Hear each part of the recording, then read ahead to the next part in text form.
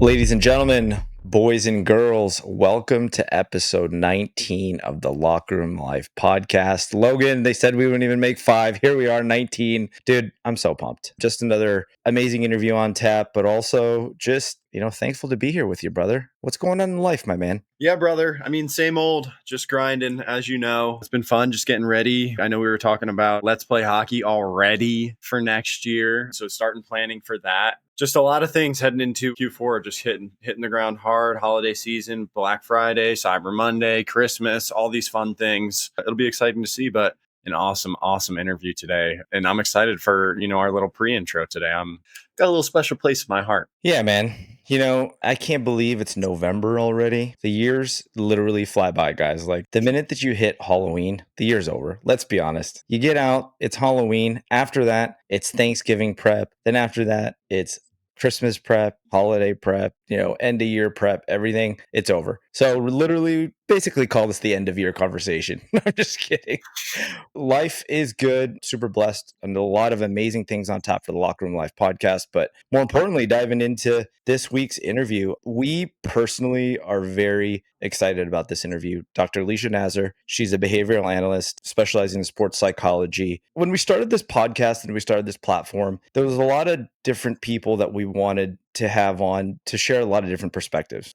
We are really trying to build a diversity of sharing knowledge on all different levels, right? The players who are in it, going through the journey, the struggles, the obstacles, but more importantly, the amazing people in hockey that are doing amazing work to help a lot of the next youth, the current players in the NHL, everybody in hockey that keeps this game moving on all levels. And Dr. Naser is a big piece of that. She specializes in the mental side of the game, which we all know as players and as people listening to this, it's the biggest aspect of us as people. Hockey is one part of our lives and it defines just a small portion. And you really don't see it until the game's over, everything's past you, and you really look back on the journey and everything that made it amazing, but also the habits, the different things that you learned through sports and through the game that have made you into the person today. Mentally, we can kind of dive into us as our stories, Logan. We talked about this, before we started recording. Our hockey journeys were amazing, and we talk about it all the time in bits and pieces, but I believe that the mental side of our game was really the key factor that really dictated a lot of the path of where we went. I grew up in an era, dating myself again, that's fine. Going to be a lot of dating ourselves in this pre-interview. I'm excited.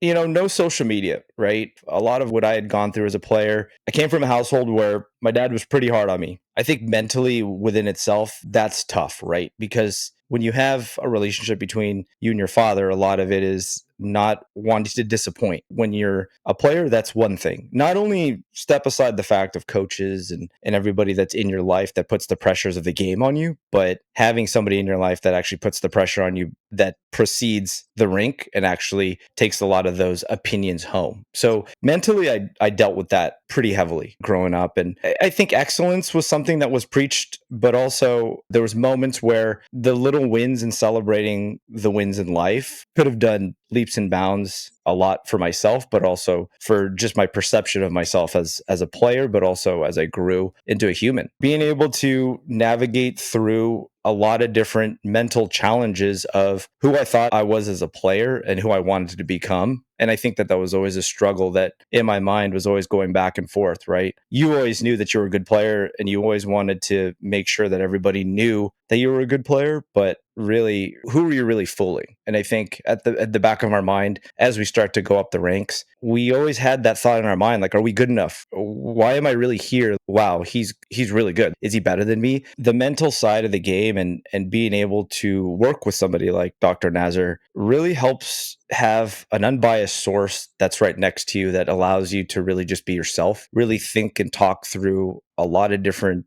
aspects of your game, but also just what's going on in your mind. You need to clear your mind, and this is for anything that you do in life. In order to do it well, you have to do it on a clear mind. Confidence is such a big piece of what we do as people and as players, and that's why ebbs and flows of a player and consistency are your biggest measuring sticks and markers for evaluations of players as a whole, right? That's what we're judged by. What's the best part about it? Well, he's consistent. That happens in life after the game as well. Being part of the game is amazing. And a lot of times we fool ourselves into thinking we're good, we're perfect, we're in the perfect state of mind. But the performance doesn't always show the best execution of what we think about in our mind. Working with somebody like Dr. Naser and the evolution of the awareness of players to be able to work with a mental coach and somebody that's being able to help them on that side of the game. I'm super, super thankful that these amazing people are taking active roles in this because it's something that is such a crucial factor for a kid. You're trying to navigate through life. You're trying to navigate through everything, being who you are, being who you want to be, being who you want to be for your friends, your family. Those added pressures, if you don't have somebody to really bounce those thoughts and ideas off of, it can go really mucky really fast. And as we know, Logan, the day and the age that we're living in the social media age, which you'll talk about, the game goes by like this. The games go by like this. The best situations can compile on top of each other to where it can shoot you to the moon, but the bad situations can also snowball and really put you into a place that you don't want to be. I don't know. I wanted to kind of get your thoughts, maybe share a little bit of your story as well, and just the mental side of the game. Yeah, man. Frank's a goalie. Frank was a goalie, by the way. All of his things hit home. It is still the same hockey that it was when Frank was a kid and growing up throughout his journey. Just like the rest of the world, it's amplified at such an extreme scale. And it's hard. It really is. I left home when I was 15 years old to go play in Michigan, play for Detroit Bell Tire. Like, I don't know how my parents let me move away at 15 years old. I give a lot of credit to them, but my dad was very hard on me. But I believe, and I know Frank would agree this and say the same thing, that's why we are the men we are today, doing the different things that we do. It's because of our fathers and the way that they pushed us throughout, our entirety of our lives. That was just a non-negotiable. And as Frank says, consistency, like that was the big thing. That was a big thing in my game. It was the consistency and the confidence to bring it out there and do what I can do every single game. And someone like Dr. Naser, it's just like, that's what separates some of these players who, like a Max Martin, who's grinded and been through the trenches of the NAHL and grinding and getting cut from teams and now getting a full ride to a Division I schools to play the game he loves. I was sat in the stands for a very long time, my first year of juniors. I've told some of my funny scratch stories, but it's a hard experience, man. Like, it really is, especially you see everyone else on social media. And I mean, growing up at the same time, it's like you see all these kids all the time posting their awesome Instagram photos, their commitments, their drafts. It's everywhere. Weeks in advance who you're playing and when you're playing them, where you're playing them. There's so many added pressures and added different things. I don't mean to be super Gen Z, but everyone just tries to clip farm. Everyone just tries to get that highlight. Everyone just tries to make that next big thing that's going to be posted on these platforms. So it's hard, so amplified. And I think that really allowing yourself to find that open space in your mind and clear your mind is the biggest thing. And that's what Dr. Naser says. And it's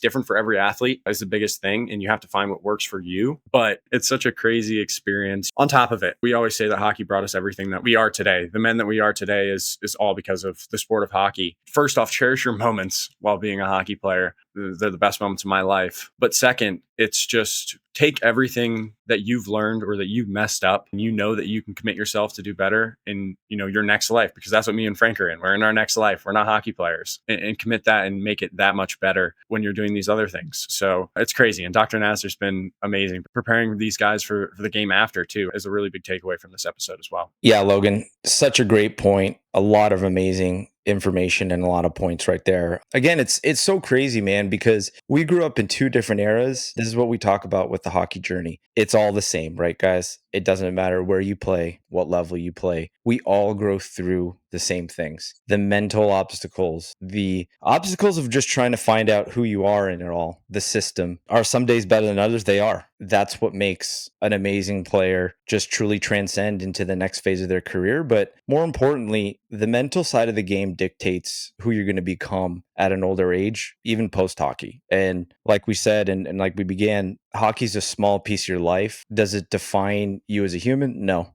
hockey doesn't. It's a big part of it, and it molds and shapes you. But the funny thing is, Logan, is that when you get older, you always think back to when you were younger. And what do we always say? Well, I wish we would have been thinking about things as we do now back then. It's impossible. I did it with myself. I beat myself up over it for a lot of years. And again, I just think having these mental tools that are in the moment, such as Dr. Naser, to be able to navigate through the ups and downs, really negotiate with yourself on how can I be better today? And how can I just ride those little bits of yourself that are amazing, build your confidence, and just to turn you into not only the player, but the person that you want to become? Yeah, Frankie, I try to make a good point here because I look back and do those same things. If I would have thought about this, if I would have shot pucks more this day, if I would have committed myself a little more, not gone out and partied that one weekend. But now that I'm here at this point in my life, I wouldn't even have thought of those things or known those things if I didn't go through those experiences that I did. It's obviously shaped me and made me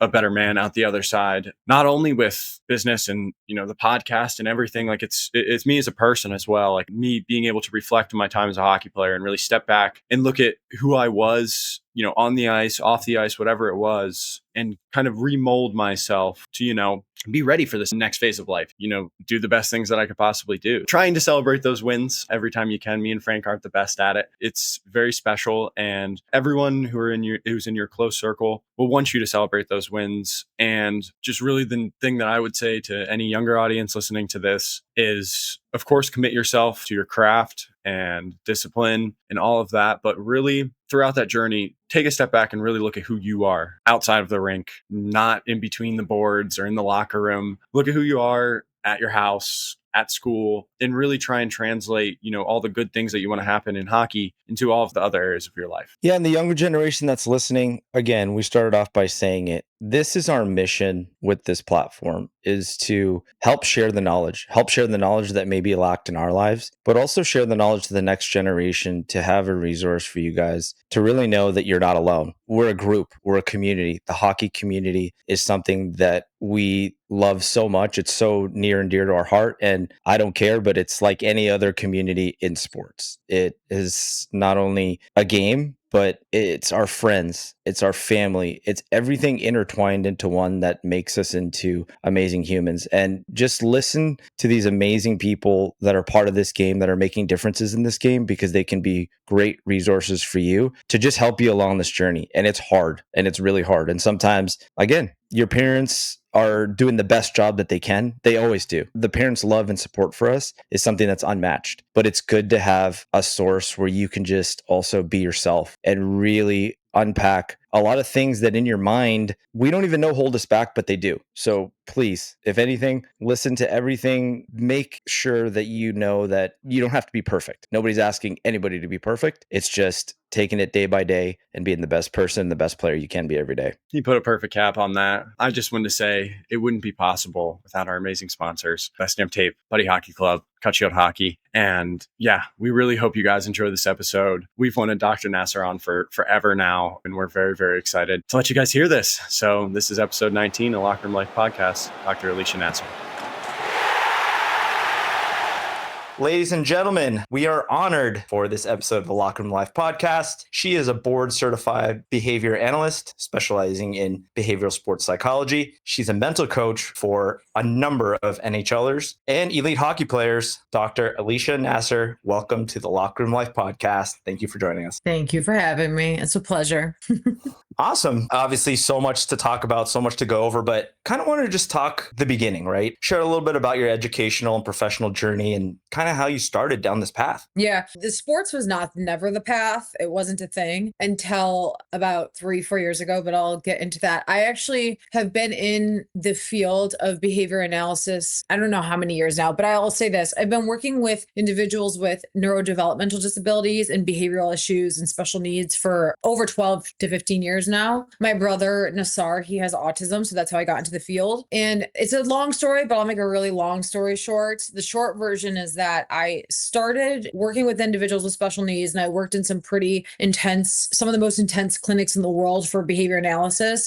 They're specifically located in the United States, and where I was exposed to patients in certain cases where it was the most intense behaviors, whether it was aggression, self-injurious behaviors. I was exposed to the highest of trainings where I was a supervisee for supervisors who were like the goats in our field of behavior analysis, published all of the research. I really, during that time and during my training, really came to understand like how the smallest changes impact behavior. So I was doing that for a very long time. And the plan was to open up my own autism clinic. Come 2020, when COVID hit, I left the hospital and clinic systems. And I was also pretty frustrated with the just bureaucracy in dealing with insurance companies and things like that. So I started posting on social media general behavior analytic content. And that was during 2020 when a lot of content creators and people were going on social media because that's all we could do because we were all home. And so I was posting general content related to thoughts and emotions, relationships, everything psychology related, but with a behavior analytic twist to it. And that went well for about a year. I had developed a course on self-esteem that went really well. And I was like, okay, I can make money doing this. This is cool. And I was like, maybe I don't have to go the whole autism clinic route, which was kind of nice because I didn't want to be tied down to a clinic in one place. And I also didn't want to deal with like the overhead, all of the things that come with burnt out behavior analysts. Because in our field, a lot of behavior analysts are very burnt out,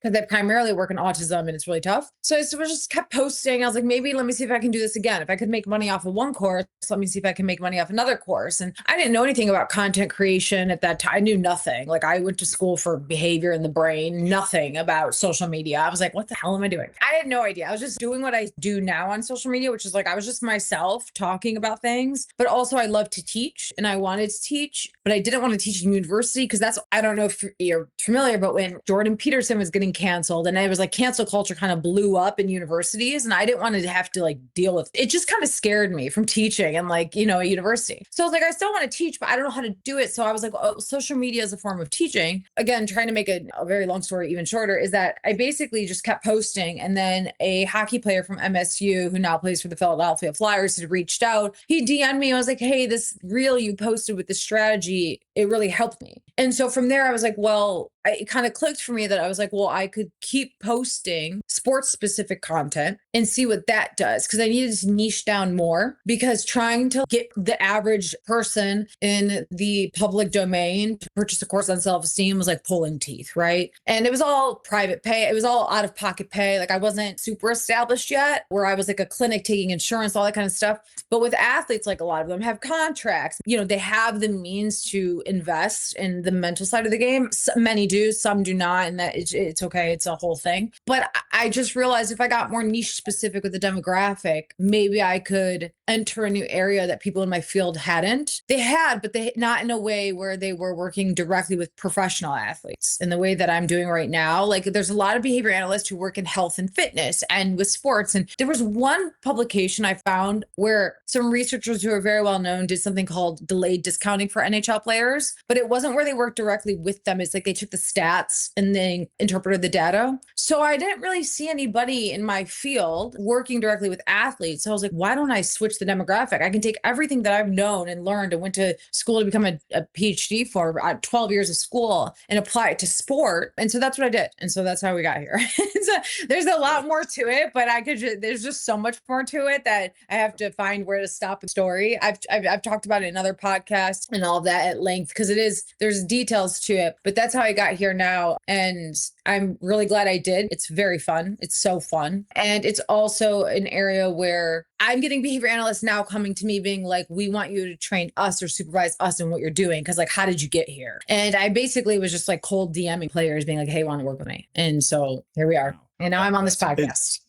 It is crazy. I mean, you have created such an awesome and amazing footprint. It's so amazing. I've seen your content when I was a player and now for you to be here, it's pretty awesome. Thank you for saying that. Thank you. Of course. What has pushed you to stay in hockey? Is it, the people? Is it the culture? Well, I mean, I'm just getting started. Like the way I view it is until I get to a point where I've maximized and maxed out in the hockey world, why go elsewhere? I don't know if anybody follows or listens to like Alex Hormozy kind of stuff, but he says, don't go do something else until you've maximized the space you're in. And I was thinking about that related to sport because at first I was like a little hesitant. I was like, I don't want to like my newsletter right now, which by the way, plug here, but sign up for my newsletter, link in bio. Okay.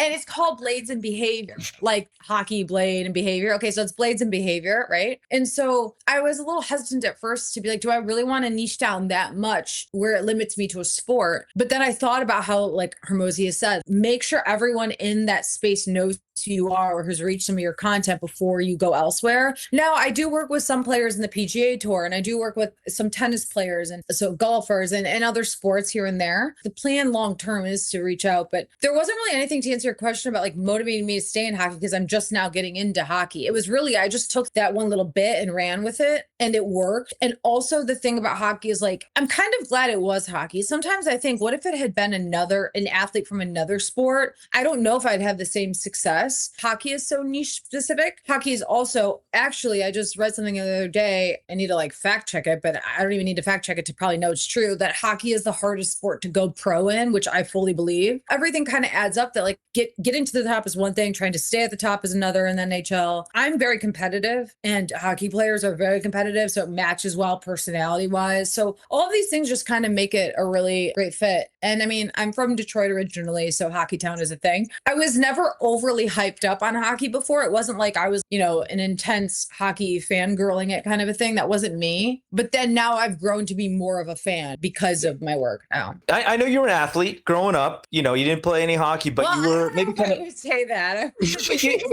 you can get into the mind. The mind of an athlete is something that is very scarce. I think it's something that there's definitely that dividing line between. I think approach is a huge part of it. Athletes just approach things in a very specific way. Parlaying into that, I know this is a fairly loaded question, but for our audience, behavior an analyst, how does that apply particularly to athletes? Like in regards to, shrinking it down into just a digestible piece that our audience could really know how that applies to athletes. Yeah, so behavior analysis is different from other modalities of therapy or work because it really is a focus on the environmental variables or the context that influences behavior. So for example, when coaches or GMs will come to me and ask, why are we a better home team and we suck on the road? Or why are we good on the road and we suck at home? Like, what is it? And I'm like, well, that's context though. Like that's environment, right? And behavior analysis is all about understanding why we do what we do, understanding human behavior and how to make meaningful, lasting change. And the part about it that's a bit different than other modalities of therapy or work is that it focuses on observable change. And so for sport,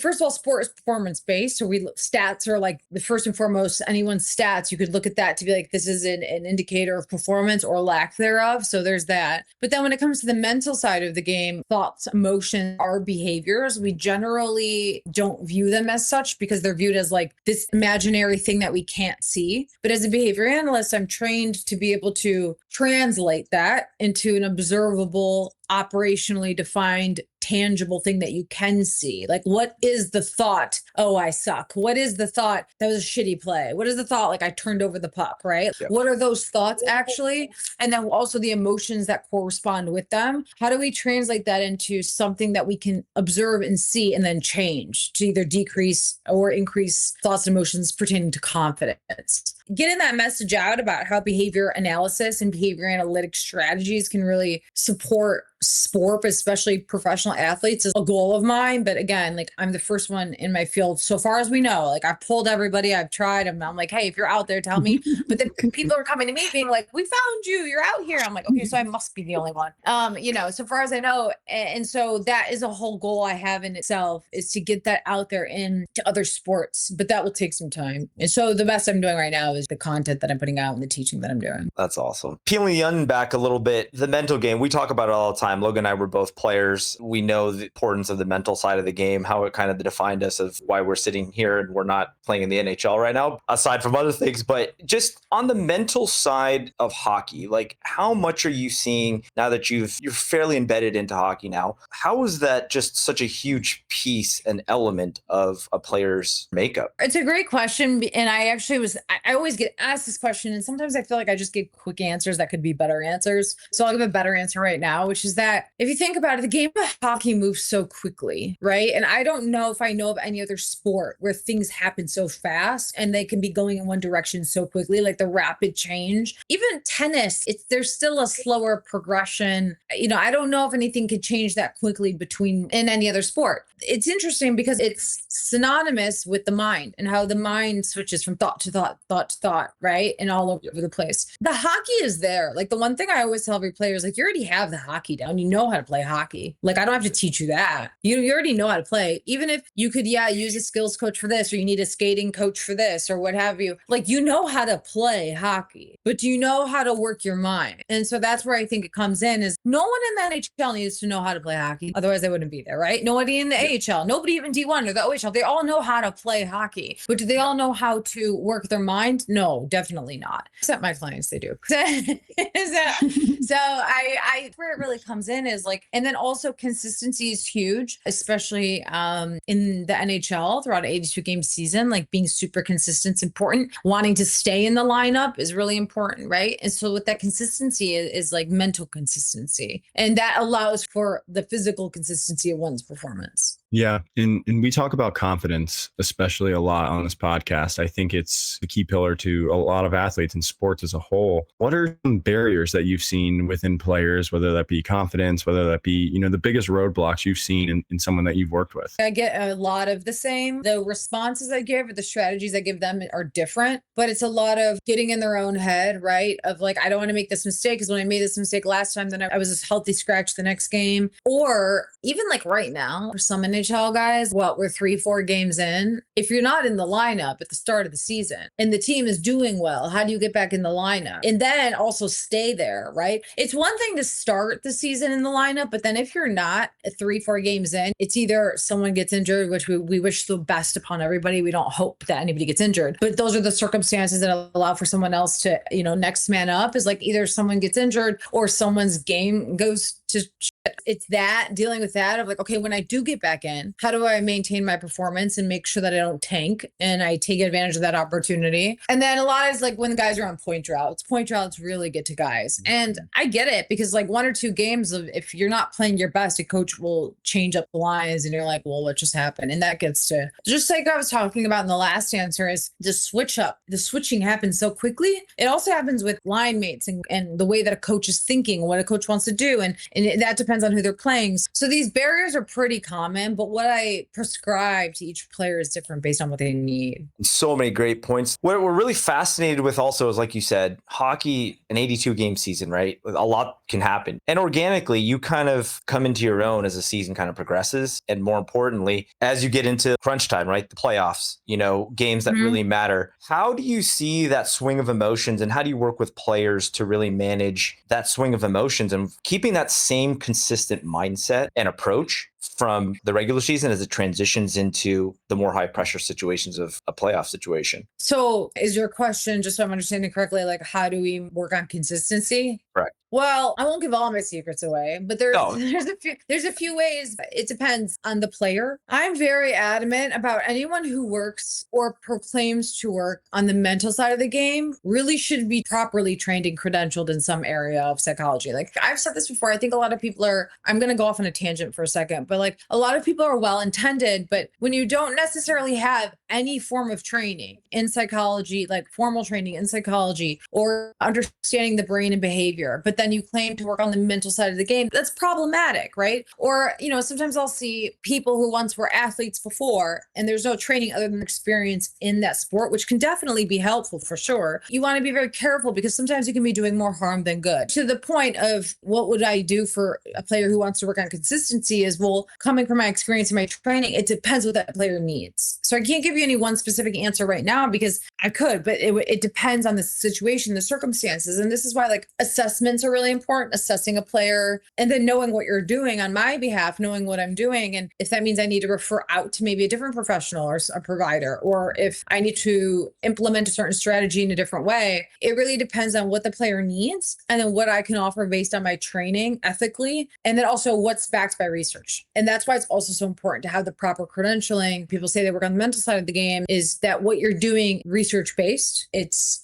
based on what's been proven to work. Just because something seems fancy and cool and great, it doesn't always mean it's safe. You pose great points to all of this. And there's a lot of people, I think, in former players or, that try to carry that weight of being a professional in that field when they don't have those credentials. And the thing is, I think that they mean well. And I think they're trying to take their experience and their value of what they went through and help another athlete. And I totally get that. But it's like someone such as myself or any other individual who did go to school for 12 plus years to learn about how to properly like go through an assessment and collect data. There's a reason why we did that. And there's another reason why that player who maybe is a retired player or just someone on YouTube, there's a reason why like they're good at maybe content creation or maybe what they did before in a past life and as a retired athlete. But there's a reason why they were good at that and I'm not. Like I don't teach skills training. I don't teach skating. I can't even skate. I can't get on blades. No way. So, you know, and so there's like a reason why it's like everyone should stay in their lane, you know, because I get a lot of people who come to me and say, hey, I worked with so-and-so. I didn't find it beneficial. Or they'll say, I felt like they were using a one size fits all kind of a thing. And that's problematic because then you're wasting resources, you're wasting money, you're wasting time. And in the NHL, we know like guys get recruited so much earlier. And so when it comes to consistency, like that doesn't signal consistency to me.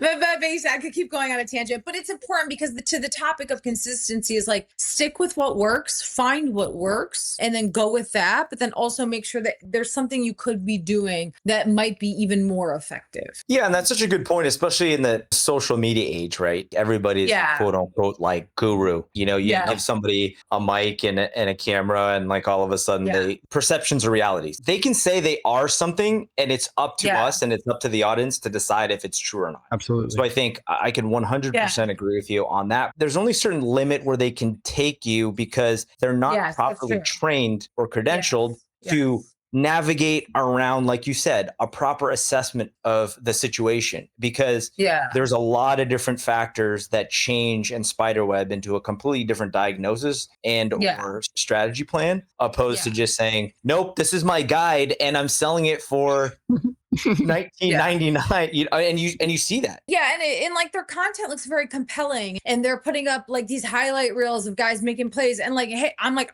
I should do. I don't know how to do that. So it seems compelling, and then they're using these buzzwords of like grit and mental toughness. It irks me because it's like I care so much about players playing careers, and I know how much guys love the sport. That, to your point, it can be helpful, but just because something's helpful doesn't mean it's psychologically safe, it's ethical, or that the thing that's going to get you there the fastest. And I think it really is like a time analysis of like, how quickly can I make it to where I want to be? Because there's other guys coming, you know, so especially with guys in the AHL, it's like there's rookies coming in and like you want to get into the NHL, and how quickly can you get there before so-and-so rookie passes you up? And it's really about like finding the most effective strategies. In any case, this could be a whole topic of a podcast in itself. It's so special. Like you've created such an awesome environment for these athletes, and they seem to be, just in all of your socials, they seem to be so close with you outside of you doing all the work that you do for them and with them. You know, how does it, you know, being in those awesome relationships, friendships with those athletes? Well, I wouldn't necessarily call it a friendship. It is a working relationship. So I do want to clarify that it is a working relationship, but I keep my work relatable. You know, anybody that you see me post about, I always get permission for verbal and written permission for that. It's just really that I like to keep even if I weren't working in hockey, I am who I am, right? And my approach is what it is. And it's really maintaining professionalism with relatability. It's awesome. I've always wondered, from your standpoint, I'm sure, again, a lot of players reach out to you, especially now with all the amazing community that you're building. What is your criteria for working with a player? Like, is there, without sharing too much, obviously, is there a certain criteria that presents itself for a player that you feel like, okay, this is somebody I can help, or somebody I can make a difference for them? No,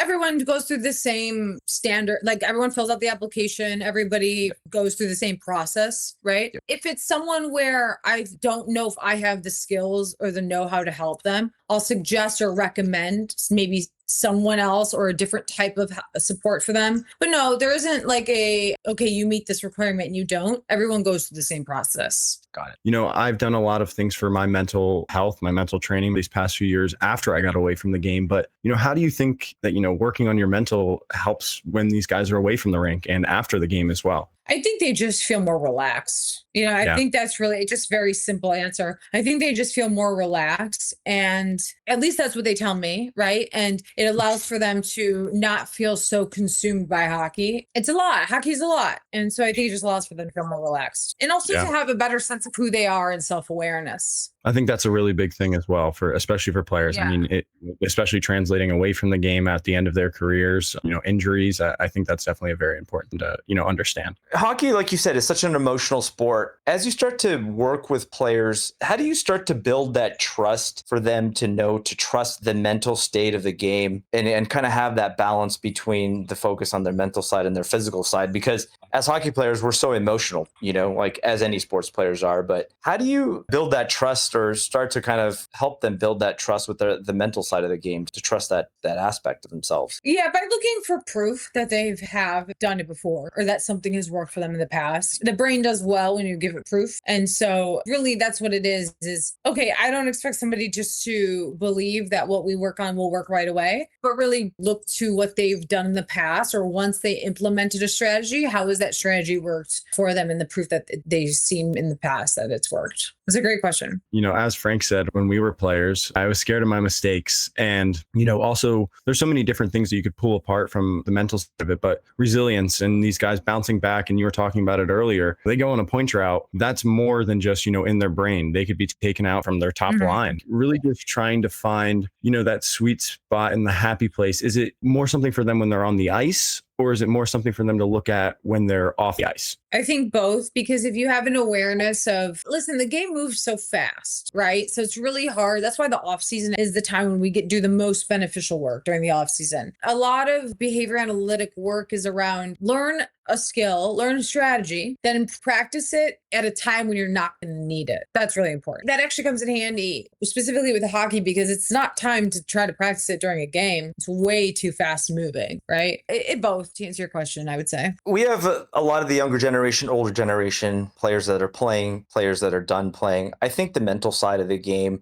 as athletes, it teaches you so much about life as itself, right? What lessons can they carry forward mentally into life after hockey, into work, into everything that they do? Like we said, hockey's only, for a good majority of us, is only a small piece of your life, but it's a lot of the lessons and a lot of the training that we learn through the course of time is what kind of carries us into life after. What are just some things, that you're teaching players for the here and now, but also just kind of taking into the next phase of their life as well? Well, I mean, anything that we work on, I always first and foremost start from a place like the person in front of me is a person before they're a player. So any lesson that I'm trying to get across or anything like that it's always applicable, hopefully, to them as a human in life in general, in the real world. Yeah. Like self-trust, like that.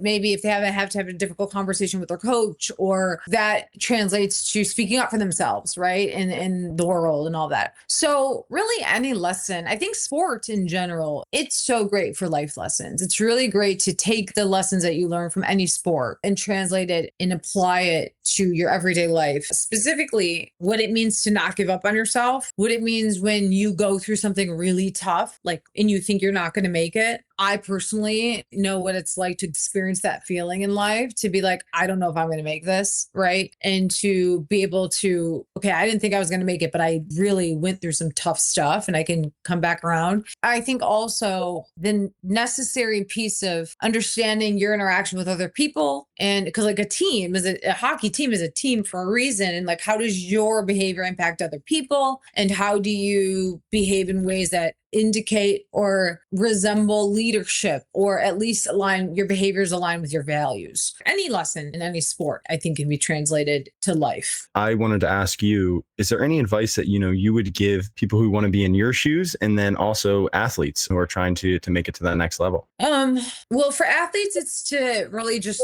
trust your talent, and then also where you can get support to work on the mental side of the game, if it's something that's available to you. Even honestly, sometimes, even if that is consuming content from legitimate sources, that's a great way to really help the mental side of the game for yourself. Like, it's not always accessible to everybody for whatever reasons, whether it's financial or proximity. We are really grateful. As much as I was like going at it about content before, the irony is it's like the one thing where it's like you can learn a lot from it. I myself have learned a lot from it too. You just want to make sure what you're consuming is from someone who is, credentialed to put it out there. Somebody in my shoes, I'm still every day I feel like I'm figuring things out. So I don't know if I'm one to be able to give advice, but I would say know what you know and know what you don't. And when you don't know something, do what you can to either find people who can teach you about that thing or to learn about it on your own, however you need to. But then also in the areas that you do know things, like don't hold back. Don't make yourself small. Don't dumb yourself down. Just do you and know that it might not be for everybody, but it also might be for a lot of people. So that's really important. That's such a great point. I do want to ask, and I hate to keep going on this topic of uncredentialed people giving advice and the importance of making sure that we're absorbing the information that's correct. What's the biggest misconception of mental toughness out there that you're kind of seeing that, from your expert opinion, is kind of a little bit misguided,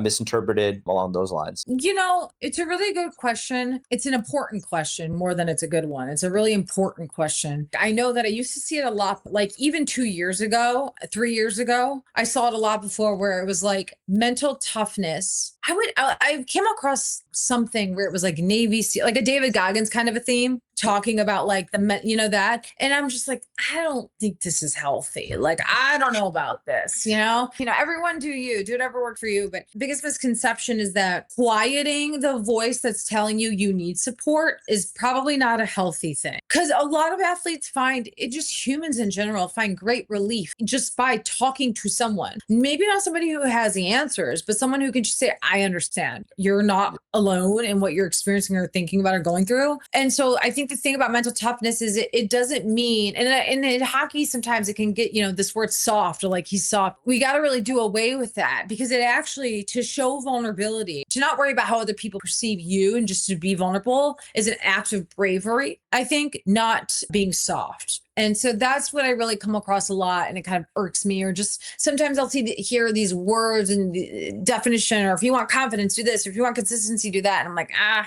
don't know about that. But then I just give up. I'm like, oh, yeah, I know. And by the way, I just want to preface by really saying, like, I definitely do not come from a train of thought or at all thinking that I know everything. I do not, by any means. I have so much to learn. I definitely in life have been wrong more than I've been right. But I do know that I went to school for 12 years to specialize in behavior and understand it, because it is important. Like, I'm always trying to learn. But I think when it comes to emotional well-being and mental health, it's really important that we're coming from a place of, okay, well, what is the most psychologically safe way to go about this? No, you're 100% correct. I think it could open up a whole other podcast about the mental side of hockey and how it needs to be changed and cared about more. And it's absolutely amazing to have you on the podcast. It's been unbelievable. This is a dream come true. Oh, Jesus. Well, thank you. You seriously do not know how much of an impact you make. It's a huge impact. I've listened to a lot of other interviews that you've done, and if maybe touch on there's something close to home for you of why essentially you started down this road. Maybe kind of talk a little bit about family and kind of how that's intertwined into kind of what you're doing as well. My brother, definitely. He's like the real OG of life. I love your brother's content on your page. I love it. I love it. Love it. Your point, Logan, when you asked about like getting close with players and like, it's all my brother. Like, they just love my brother. I'll take him to games and we'll go down, our names will be on the list to go say hi to the players. So like, we're at Little Caesars Arena. I went to go say hi to a couple of players that I work with, and Naser's name is on the list. And I'm like, they wrote Naser's name on the list. And so we go down there and Naser's like, I'm like, do you know why we're down here? And it's like, we're down here to like see a player. And he goes, we're down here because I'm famous. I'm like, I don't know about that. And the security guard's like, I don't know about that. He has autism and is an absolute angel. Now he's 39, he's 38. And he is higher functioning now. He was very low functioning for a very long time, like nonverbal for a very long time. It was not easy, definitely. Like it was very difficult as we were children growing up and just not knowing if he was even going to like make it or what could become of him. And so also to see him accepted by, when I take him to games because it's a social activity for him too, of like, let's just get him out of the house and doing something else. But to my surprise, he enjoys it. And the guys are all really great to him, my clients and stuff. So it's very cool. There's a lot of NHL organizations that do work around autism, like the Canucks have the Canucks Autism Network and things like that. So it's cool. And I never want to lose that piece of my life. I think that I'm grateful to be doing what I'm doing now with athletes. And I find that what I do is effective, but it would not be possible had I not done all that training for all those years in autism. And also because that's where I really came to learn and understand behavior at the most complex level. And really, once I did that training and really understood that, then I was able to apply it to sport just in the way that I needed to with sport. So yeah, I mean, definitely my brother he's the GOAT. And now he's famous. So now he's buzzing right now. It's been such an honor. And I think more importantly, because like we kind of told you in the pre-interview, Logan and I's biggest goal in building this platform is to, as players, a lot of the things that if we could do differently, and having a resource such as yourself, it would have changed my life. It just shows the evolution of where hockey's going and where sport is going. Yeah. Social media has really been able to, it's the growth. It's a connection point, and just having somebody like you that being able to have a resource to start the conversation and have the conversation and help guide and help players, it's a huge thing. And for us, particularly on this platform, it's about the hockey journey, the great people that embody this community, and how we unite together. And we can't thank you enough for coming on. And we hope to have you on and just little blurbs, just, like pick your brain on certain little things that are going on out there and stay in touch. Yeah. Thank you. That's amazing. Thanks for joining us. Thank you so much. Bye, you guys. Bye. Thank you again for Dr. Naser for joining the show. I mean, we can't say enough. Can't say anything that we haven't already said. Truly making a difference in this game for the current players. But more importantly, there's a lot of players coming up the ranks that could really, really have a lot of value in working with her. So please, we're going to have all of her contact information available for you so you can reach out to her. She's just amazing. She's down to earth as well, which, I mean, when you're dealing with somebody, especially on the mental side, which is such a sensitive side of us as people and as players, you need somebody who's personable, who actually truly understands and is sincere. Like I can't really phrase it any other way, because it's somebody that's very, very close to something that's so crucial in your life. And I can't say enough about the amazing work that she's doing, and I can't thank her enough for coming on. Huge thanks. And she's just such an absolute professional in her field. And I think that's one of the best ways to put it. It's so awesome. Me and Frank could sit here for hours and kind of just pick her brain about everything that she knows on that side of the game, because it's still interesting, and it applies to, like we said in the pre-interview, applies to every facet and portion of our lives, no matter what. So just the biggest thanks. We are very, very excited to have Dr. Naser part of the Locker Room Life family. Like Logan said, this couldn't be possible at all without the amazing support of our sponsors, Buddy Hockey Club, Best Damn Tape, Cut Shield Hockey. Guys, we love you so much. Thank you for always listening, and we'll see you on the next one.